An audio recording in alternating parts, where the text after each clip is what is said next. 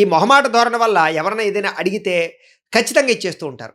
అది మీకు అవసరమైన వస్తువైనా సరే, సరే చూద్దాంలే అని. అంటే ఈ మొహమాట ధోరణి వల్ల చాలా సార్లు చాలా రకాల విషయాల్లో మీరు డబ్బు విషయంగా కానీ, వస్తువు విషయంగా కానీ కోల్పోతుంటారు. ఎవరన్నా ఒకసారి నీ బండివయ్యా 2 రోజులు మళ్ళీ ఇచ్చేస్తానన్నారనుకోండి, కాదనలేరనమాట. ఇచ్చేస్తారు. ఆ తర్వాత ఏదైనా పాడైతే కనుక మళ్ళీ మీరే పెట్టుబడి పెట్టి చేయించుకుంటూ ఉంటారు తప్ప అవతల వాళ్ళని నిందించరు. ఇలాగేమంటారంటే చిన్న చిన్న విషయంలో గానీ, పెద్ద విషయాల్లో గానీ ఇలాంటి లక్షణాలు ఎక్కువగా ఉంటూ ఉంటాయి.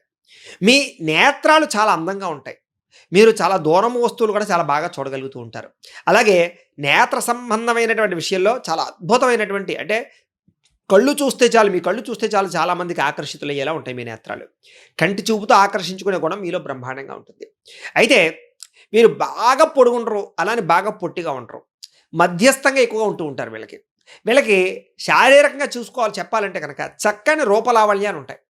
వీళ్ళకి పొట్ట పెంచుకోవడం అన్నా, లేపోతే ఒళ్ళు పెంచుకోవడం అన్నా అస్సలు ఇష్టం ఉండదు. వాళ్ళని వాళ్ళే చూసి ఇష్టపడరనమాట. వీళ్ళు గనక ఊబకాయంగా ఉంటే గనక ఎలాగైనా తగ్గించుకోవడానికి ప్రయత్నం చేస్తారు. సాధారణంగా నాజూగ్గా ఉండడానికి, అందంగా ఉండడానికి, శరీర సౌష్ఠవానికి బాగా ఎక్కువ ప్రాధాన్యతనిస్తూ ఉంటారు. దానికోసం చాలా కష్టపడుతూ ఉంటారు. వ్యాయామాలు చేస్తూ ఉంటారు. ఆహార నియమాలు పాటిస్తూ ఉంటారు.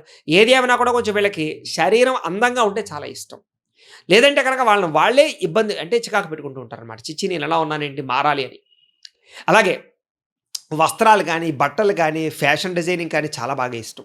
అందమైన బట్టలు, రకరకాల బట్టలు ఎక్కువగా కొనుక్కుంటూ ఉంటారు. బట్టలున్నా కూడా అస్తమాటు షాపింగులు చేస్తూ ఉంటారు. వీళ్ళకి బట్టల పిచ్చి ఎక్కువగా ఉంటుందని చెప్పొచ్చు.